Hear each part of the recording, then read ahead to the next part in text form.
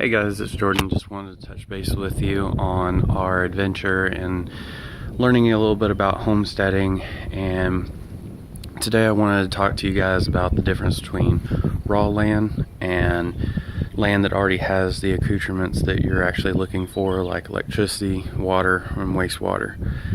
Now, if you're wanting to buy just some raw land, like what you see behind me, beautiful, beautiful land, cow pasture out there behind me.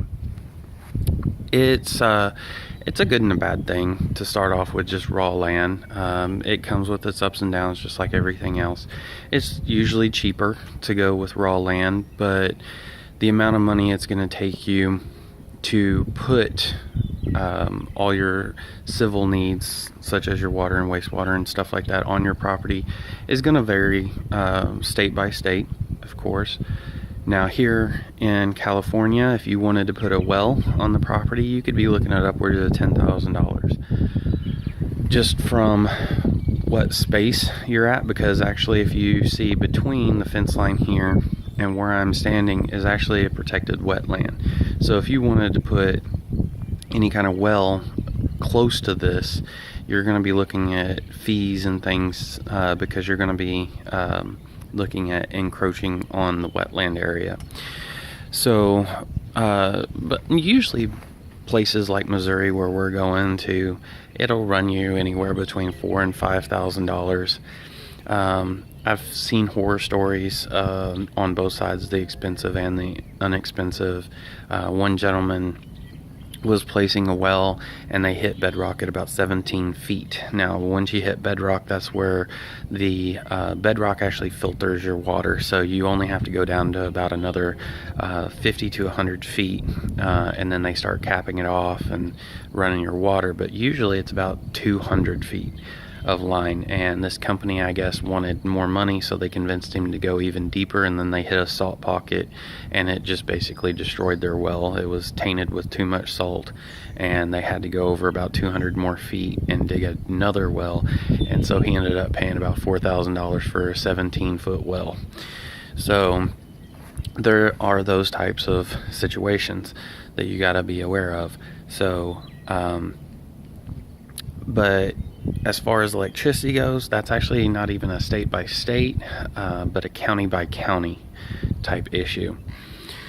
The city where we're going to or around does things a little bit differently than most places. The first two telephone poles for power are going to be free, and they're spaced about 150 feet apart from each other.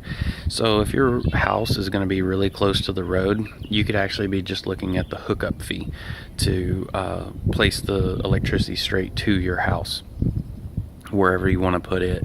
The second two poles after that are $300 each, so $600, and then the next two poles after that are $1,200, and they go by every two poles just to make it worth their time.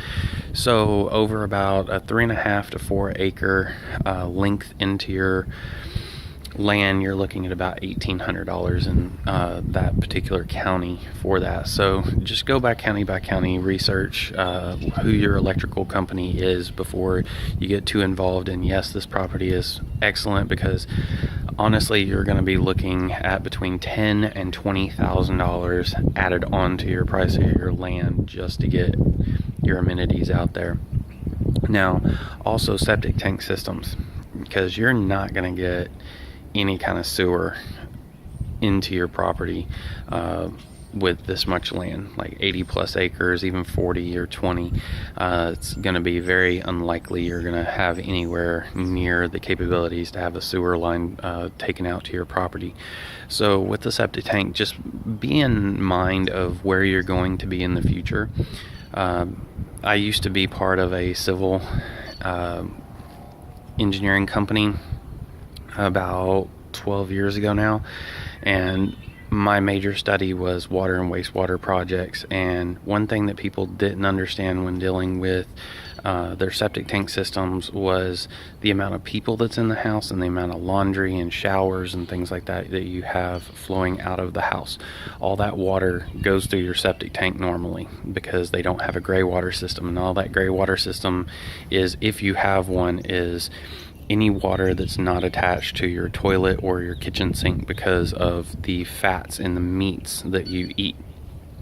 So that can help you get a cheaper septic tank system, is getting a gray water system. However, if you just stick with that, you're going to be looking at $2,000 for the most basic model of septic system. And there's nothing wrong with that if you're either single or retired or something like that, where you're not looking at kids and things like that and multiple showers in a day. If you are, I would go up in size, and then also you're going to be paying around $1,000 to $2,000 in hookup cost from the septic tank itself to your house. And that includes the leach fields and all that kind of stuff. So just keep that in mind. Whatever price that you're looking at on raw land, add about $10,000 to $20,000 more to the price tag to build in, bring in all those amenities. And then you also got to think about your house. Your house, you can either build your own, which if you're going to be homesteading, I would recommend finding a company that'll let you help in the process of building your house to bring down the cost, because you're out there anyway to do some work, right? So it's not going to be a bad thing, and it'll save you some money in the long run. If you want a mobile home put on your property, I highly suggest putting at least a stable foundation down, not on bricks or blocks or anything like that. Actually put a actual concrete slab down. Even if your state or city or county allows you to do the other, it's just so much more safe to do it that way. But also realize, if you put a mobile home on your property, mobile home value decreases over time, not increases like an actual house does. It doesn't matter how old the house is, it will increase in value over time, because it's a structure that will not move, period. A mobile home, you can actually have a company come back out, rip your house in half if like it's a double wide, and remove it somewhere else if you actually wanted them to. I don't recommend that, because every time you move it, it's going to make vibrations and make things break a little bit faster, but you do have that option. So there is no right or wrong way to do that, whether it's a house or a mobile home, or manufactured home, but just know your situation and know where you want to be in the future and go from there. Also, I did want to give a shout out to Myers Mushrooms, because they've really helped us in this experience get motivated. We're going to try and grow mushrooms ourselves, along with some microgreens and things like that. And I did want to let you guys know that one of the buildings that we're going to be building on the property, that I'm going to show you step by step on how I build it and why I build it with all the engineering knowledge I have had in the past, is going to be a 16-foot by 40-foot building, 2 stories.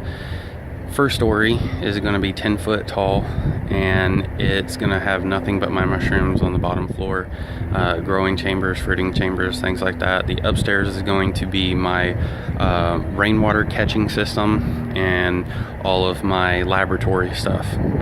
So if you're watching, let me know how much mushrooms you think you could grow in that much space. I'd like to see if I can't compete with it pound for pound, you know. And yeah, I have a lot of tricks up my sleeve that I've been doing research on and everything, so hopefully I'll bring something to the table for you guys out there in the mushroom world. So see you later, guys.